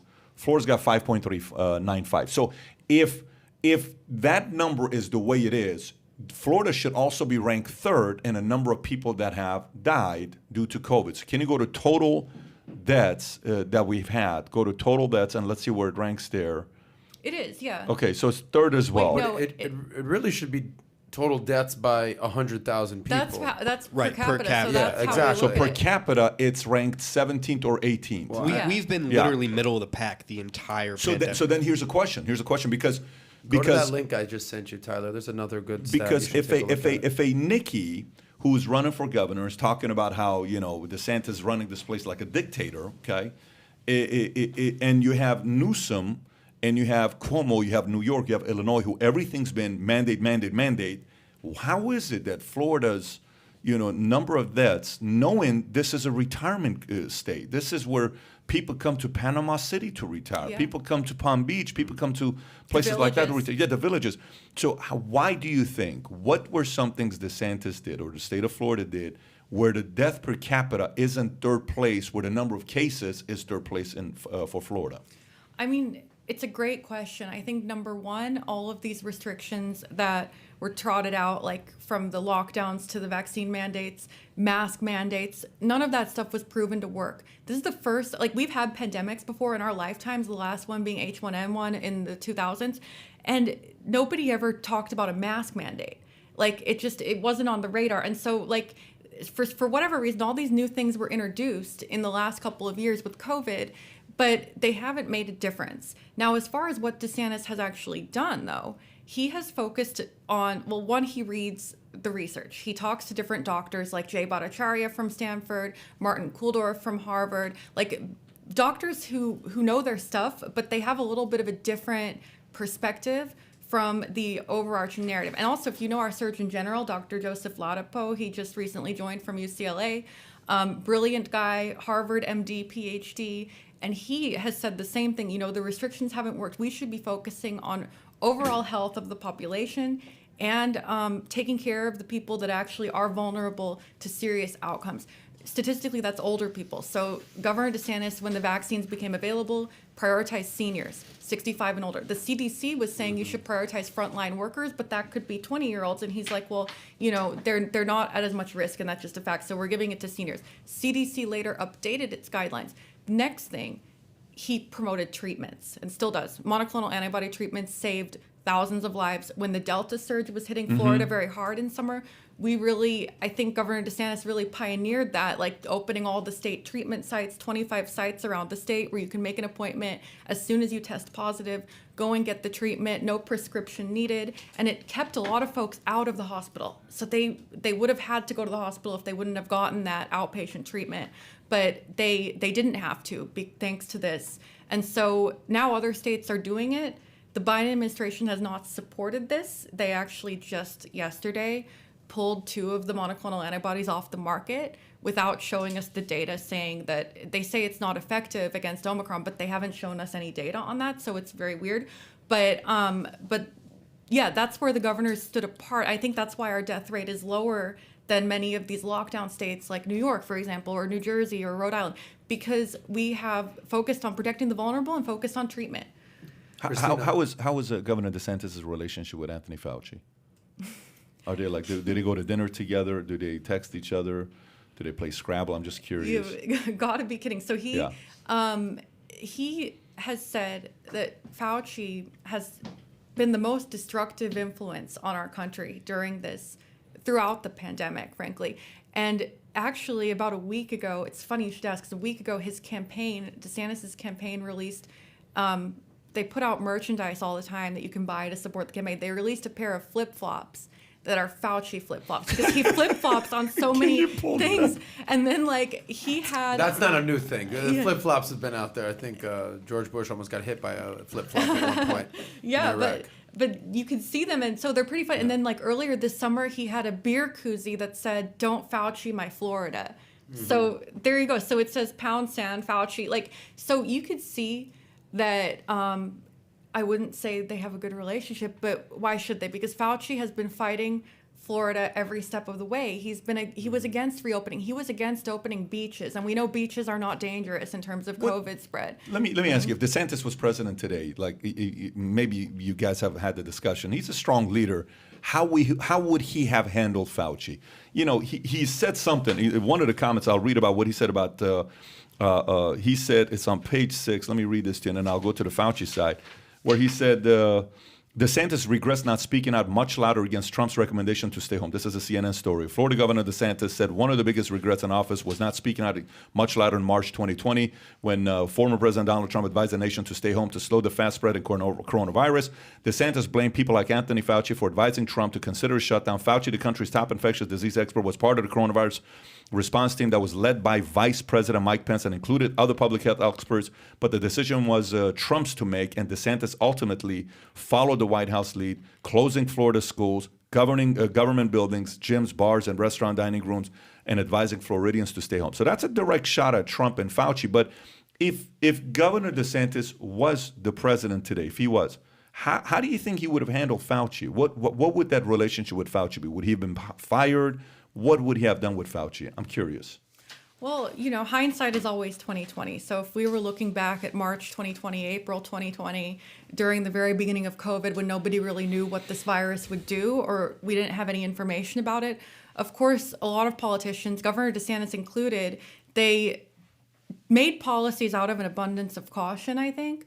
But I think what DeSantis has done, which is unique for a politician to do, is he looked back on what happened in April and the stay-at-home order for that month. And he said that was a mistake. If I had known then what I know now about COVID and about how it spreads and about the risks, I would not have issued that order. We would not have closed anything.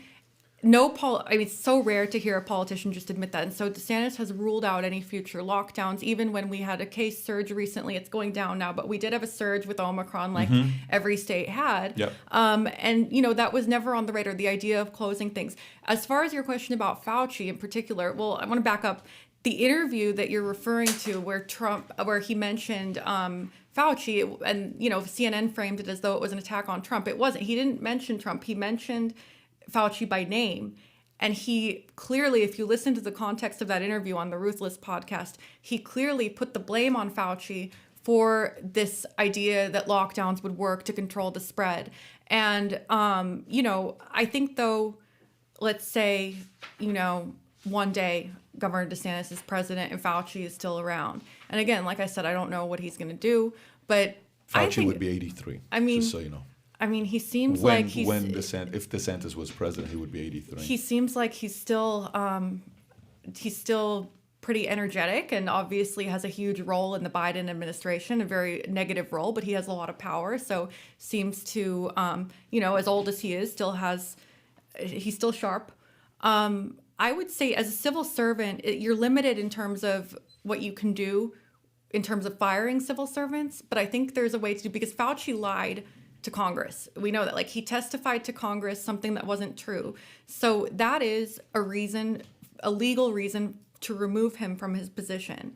If it were March 2020, before all of that happened, before the congressional testimony, before any of this, and you see that Fauci is an activist, and he screwed up, I mean, earlier with the AIDS crisis when HIV first started. Like, he had a long history of basically failures. And so if you know that and you want to sideline him, you can sideline him, give him something to do that has nothing to do with the COVID response, and work with people like Scott Atlas, Jay Bhattacharya, and these different doctors who kind of are looking at the evidence and have different ideas, you know?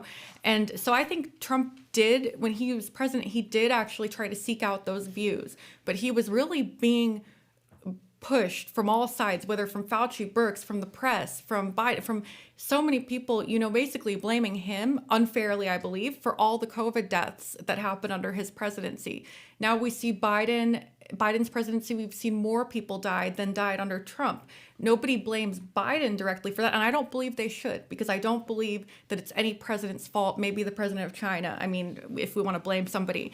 But like, you know, I think I wouldn't say that anyone would get everything right. Nobody's gotten everything right throughout the entire pandemic, but I do think Governor DeSantis' approach is to look at the data, see what it's showing him, and make a decision based off of that. Question for you. You said hindsight is 2020. I think we can all agree that, you know, March of 20, you know, March, April, that first initial wave when we didn't know what the hell was going on, people are wearing masks for the first time ever. There's a different perspective now. You know, hindsight is 2020. So I think I'll just read you a quote, but it's basically, I'll just summarize it. It's not just a health crisis. We're also dealing with an economic crisis, businesses shutting down, physical health crisis, mental health crisis. We're talking about like that. Like, there's a famous quote that war is too important to be left to just the generals. So essentially, you know, this pandemic is too important to be left to just the scientists, the Faucis of the world. So you need businessmen and operators and entrepreneurs who are saying, well, yeah, I get it. Shutting down might, you know, stop the spread, but what happens to all these businesses? What happens to people sitting at home, you know, not exercising, not getting out? So essentially, ultimately, my question is, if you can summarize DeSantis's view of how to handle COVID in as few words as possible, what would that be? Keep people informed about the realities, about what the data says, and let them make their own decisions and respect those. I think you made a great point.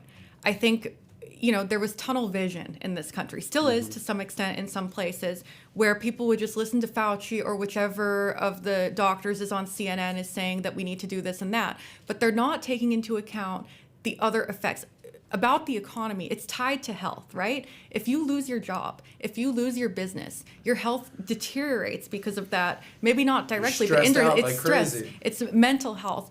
Kids who were locked out of school for a year and a half are now in places like California. They're now seeing spikes in psychiatric inpatient treatment for kids, which is so sad because kids are not at high risk, of the virus, but they are at high risk of depression. They are at high risk of suicide. Even it's so terrible that we didn't, like, a lot of the scientific community, mostly led by Fauci, didn't really take this into account. They're focused on just COVID. They don't think of the other health risks that are tied to the economy, that are tied to keeping things open and living a normal life.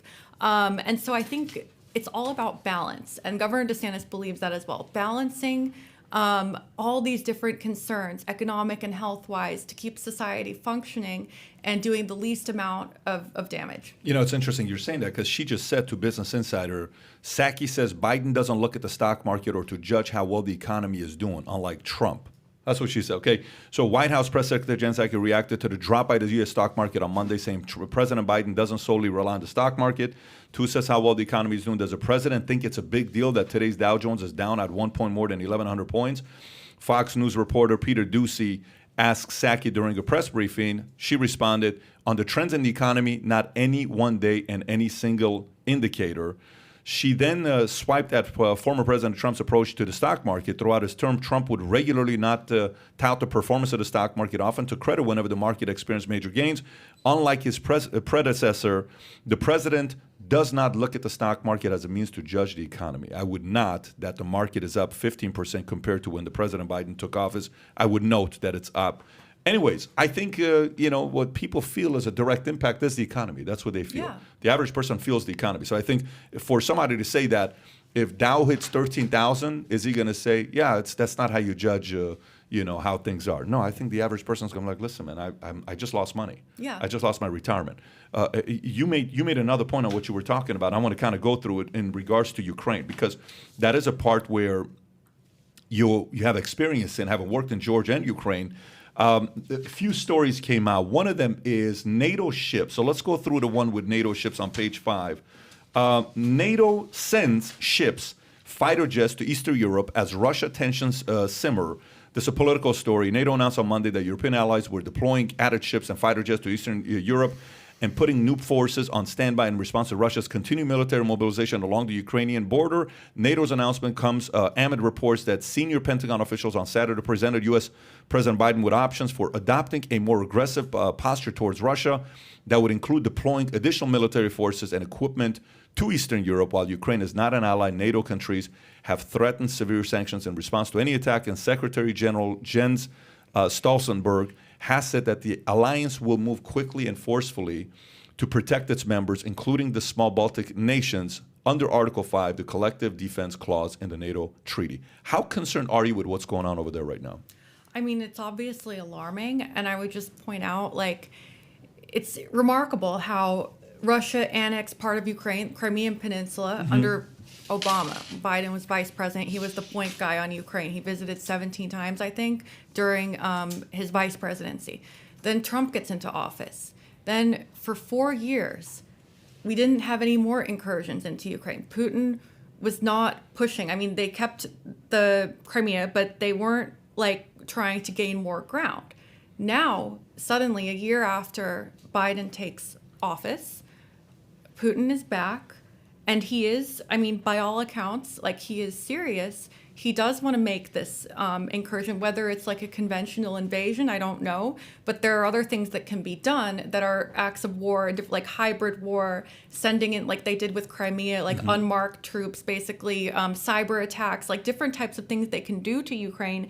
And so the question is, why does the aggression surge under Obama and Biden, but not under Trump, and I think, one of those three presidents was called a Russian agent. So I think it's just absurd when you look at it. The two presidents where Russia has gained power were both Democrats, right? And Trump, the one that they made up all these Russia stories about, was one where during his presidency, Ukraine was in a safer position by far than it is now. Now, going to NATO, so NATO, it's interesting because what Trump said about NATO when he was first running for president was that they need to pay their fair share. There are a lot of countries in NATO that do not pay the 2% of the GDP towards defense, which is required by the alliance. And he was right, frankly. We see Germany, for example, they don't pay that 2%, and they rely on Russia for natural gas for their population. And so it's like they have a lot of dealings with Russia that makes them unable to or unwilling to come to the defense of an ally. Ukraine is not a NATO ally, though. So if Russia invades Ukraine, it doesn't trigger that Article 5, which is means collective defense, that all the NATO allies have to come to their defense. It doesn't mean that nobody will. It just means it's not required by the treaty. So. Yeah, now the Daily Wire came out saying Biden slammed over reports he can't evacuate U.S. citizens out of Ukraine. Criminally incompetent. New reports indicate that the Biden administration has ordered families of all American personnel at U.S. Embassy in Ukraine to immediately leave the country. He's warned U.S. citizens in the country that will be unable to evacuate and is considering sending U.S. military forces to Eastern Europe. Given that the president has said military actions by Russia could come out at any time, the U.S. government will not be in position to evacuate U.S. citizens. Biden's State Department said so, and so U.S. citizens currently present in Ukraine should plan accordingly. What does this really mean? Because the continue to say Monica Crowley, former Trump official, says Biden-Harris still cool with abandoning Americans in war zones. Holy crap, it's August all over again. Frankly, that was my first reaction when I saw this too, because we all remember what happened in Afghanistan, this horrible tragedy that happened a few months ago in summer, when Americans were stranded, when hundreds, we don't even know how many Afghan civilians were killed at that airport bombing. We lost 13 American service members at that bombing. And so these images and what we saw there during this botched and just horrific withdrawal from Afghanistan that was botched in every way, this is all, it's fresh in our minds. So when we hear the same types of rhetoric coming out, like that Americans need to leave, you can arrange your own transportation out of Ukraine, that does bring back deja vu. It brings back that very traumatic memory recently of what happened in Afghanistan.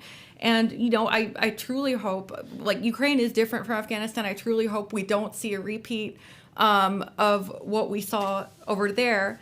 But it is worrisome that it seems like Biden has left Putin in the driver's seat. It's up to Russia whether they invade or not. We just want to get out. No, it should be, if we want to be a world power, we should say we're not going to tolerate. You don't think Putin is intimidated by Biden? I don't believe so. You don't think so? Why would he be? If he were intimidated by Biden, he wouldn't be doing what he's doing today. He sounds like a pretty intimidating guy. What he said to Peter Doocy yesterday, right? The question was asked. Did you hear what he said to Peter Doocy? If you want to pull that up, matter of fact, just play it, David. If you can turn it over so we can show the video when Peter Doocy asked the question. If you can make that bigger somehow, Control Plus, and then audio would be very helpful, Tyler. Most people can't. Yeah, go back to it again. Inflation is a political liability ahead of the midterm? That's a great asset. More inflation. What a stupid son of a bitch. So how bad is that, by the way? Is that like, Adam, to you? You hear that. Does that do anything to you? Or you're like, I can't believe he said that. That's not a pro or a con to me. It's like, okay, good for you. Got it. So Trump has said worse on a hot mic loudly. So, but this is the thing, though. You voted for Biden. A lot of people who voted for Biden, I'm not making assumptions about your reasons, but a lot of people said it's because Trump's not civil enough. He doesn't act presidential. He says stuff like that. And so when Biden says the same thing, I think it should be condemned the same way, but it's not really. If he had a track record of doing that to reporters and calling the media fake news and literally encouraging people to fight each other, yeah, okay, yes, let's lampoon on Biden. He kind of was like, who doesn't talk like that? if someone pisses president you on off, a hot mic. okay, if someone pisses you off, like regardless of who you are, you stupid. But you know what would happen if, let's say, if Governor DeSantis, he has a press conference today, and if he said something like that to a reporter, the media would go insane. Like, you might not. I'm not saying you would, but I wouldn't. But you know, it would be like a nuclear meltdown from CNN and from NPR. I hear what you're saying. Fool me once, shame on you. Fool me twice. If this starts to being a reoccurring theme that Biden is just foul mouth, but it happened last week as well. Yeah, but most of the time he's calling you like a foul mouth, pony faced dog. Like, can I tell you something? Can I tell you something? Names from like the 1940s. Let me ask you, who seems that they're angrier, Trump or Biden? Angrier. Right now? No. Just period. Go to Trump? Trump they was would a ask him pretty questions. angry dude, No. man. Was he angry? Was he competitive? Was he a troll? Because Biden just seems angry. I will give you that. Yeah, he seems angry. He seems like he's bitter. I'm like, buddy, nobody just was play feistier some than Trump. Sudoku I or think something. Trump is in a whole nother atmosphere. But clearly, Biden's poll numbers are in the gutter. Yeah. He's not exactly having a great week or a great month or a great way to start the year. So he's a little feisty. You know what? I show a little backbone and call somebody a son of a bitch. I'm okay with that, Sleepy Joe. Yeah. Wake up. I will tell you what happened yesterday, right afterwards. So Peter Doocy goes on Fox, and he tells him how it was and what happened, because he didn't know what he said back to him. He couldn't hear him. He thought he said SOB. Says, no, they said the whole thing, and then, they're talking about that would be a great title for a book. Stupid son of a... Can you imagine that title for a book? That'd be a great title for a book. But he says later on, Biden called him. And he says nothing. Doocy. Yeah. He says, I just got a call from Biden on my cell. And he said, hey, nothing personal, pal. That's what he said. He said, I nothing. respect the I hell do out of too. that. I like that, to be honest with The you. fact that he called up the reporter and said, hey, buddy. He said nothing personal. And then he said afterwards, he said, President Biden, you just have to know, I'm going to ask the questions that others are not willing to ask you. And Respect. Biden said, and you should. Yeah. So credit to Biden for actually Do you doing think that. Biden loves America? A different kind of America, not the same America that maybe you love, not the same America that I love. I don't think he loves the same. What type of America do you think Biden likes? I think there is. Look, she said something very important at the beginning. She said the reason why it's easy for me to represent DeSantis is because I agree on everything he talks about. That's not easy to do, by the way, right? I mean, you have to know you represent somebody like, I don't know if I agree with what you said, right? Let me tell you what President Trump was really trying to say. press secretaries. Yeah, exactly. So it's challenging to be a press secretary for somebody like Trump, because Trump is very what? Unpredictable, right? Where DeSantis is very predictable, right? Do I sit there and think he loves America? I don't know if he loves America. I think he's so... You don't think Biden loves America? I don't think Biden loves the freedom of speech. I don't think Biden loves you having the choice to do what you want to do in every possible way. I think Biden loves Democrats. I don't think Biden loves America. This is why I asked the question from her on...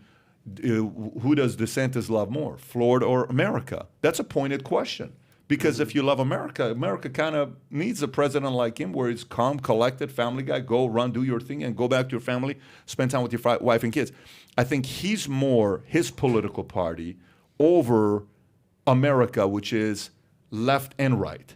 I think DeSantis is more for those who believe in what America was founded on, freedom, leave me alone, a little bit of a free enterprise, free market capitalism. I think you can make a decision for yourself, where I think he thinks the government can make better decisions for you than you can make for yourself. That's what I mean, that his America is a different America than my America. You're saying he believes in America, but with a little bit more government overreach. Like it's saying, does that parent love his kids? I think he loves his kids, but his method of raising his kids is too much control. I don't believe you think in he's too much of a micromanager? I don't think he has any idea what's going on today. I just think he thinks he knows what's best for you over you know what's best for you. Christina, do you have strong feelings on this? Do you think Biden loves America? Do you think he's in his right mind doing the best job he can do for America? What are your thoughts?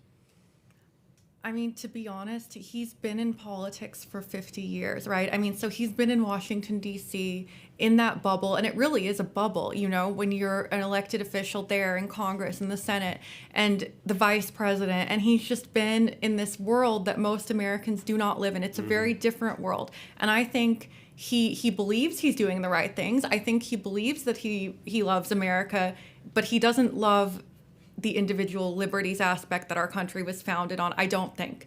I tend to agree that that he believes big government is the solution to everything, and perhaps that's because he's been in government for his whole career. I mean, like, look, when you've been in Washington, D.C., and that's been your entire life, and he hasn't owned a business, you know, like he hasn't dealt with the same types of things that American families deal with every day. He just has a different kind of life.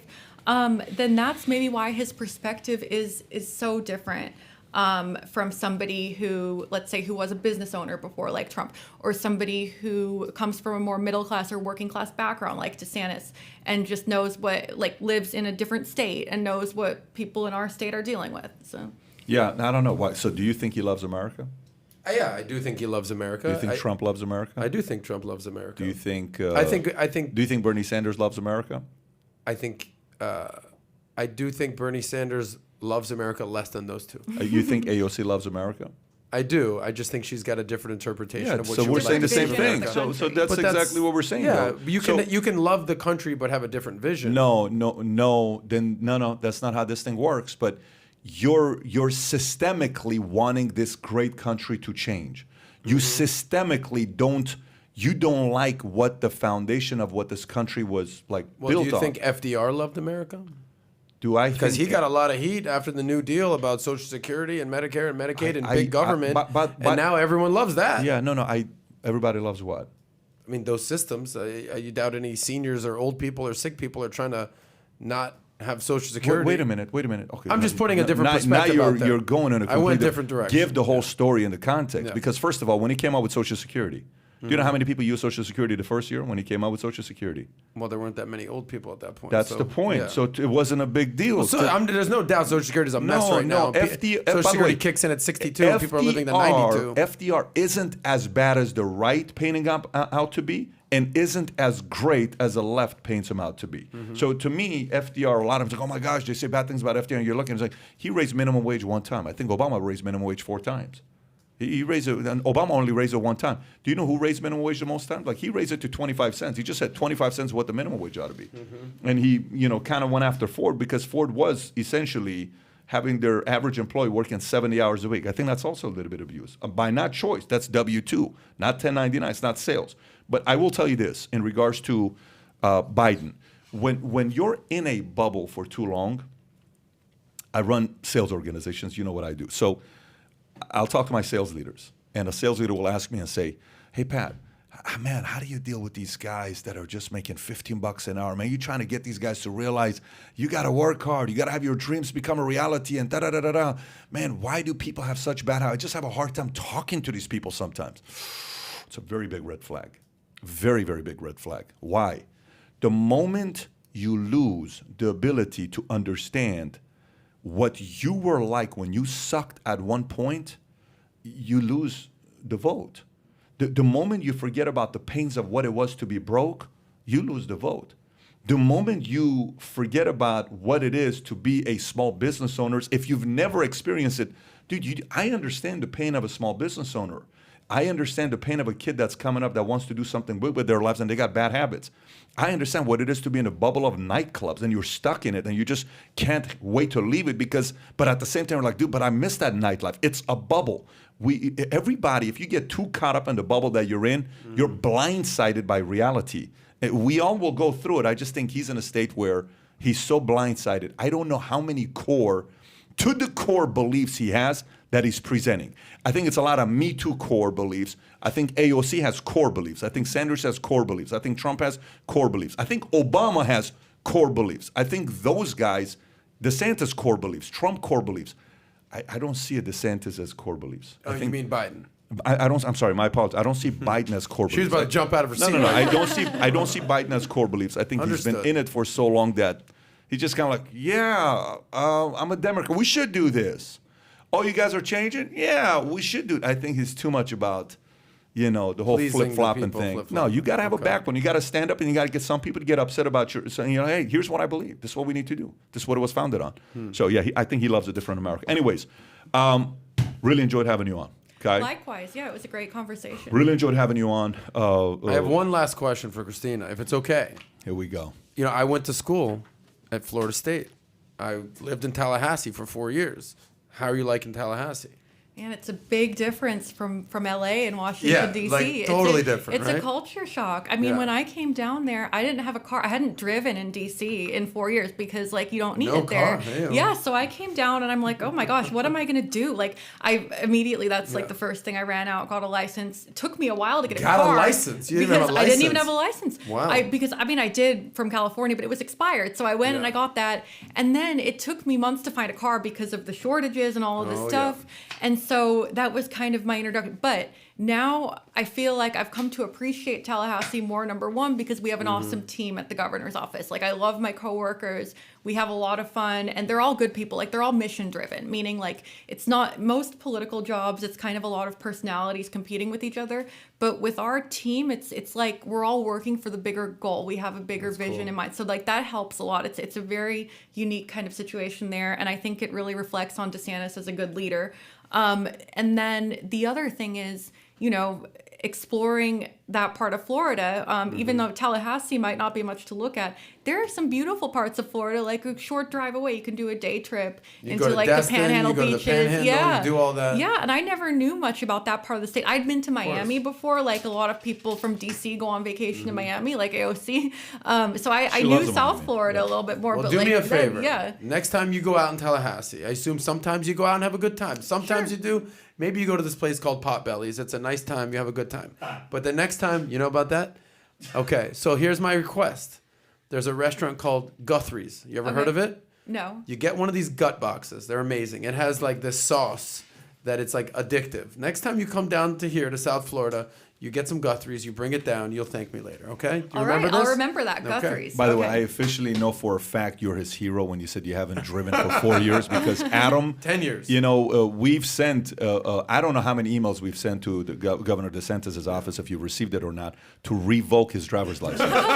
Florida is safer without him driving. If you're listening, Ron And, DeSantis, yeah, please if don't you're do listening, that. please revoke his license. We're begging you. It is a extreme catastrophic situation here. And if Governor DeSantis is ever in South Florida to Fort Lauderdale, we'd love to host him on the podcast. If he's ever in Fort Lauderdale, we'd love to have a conversation with him.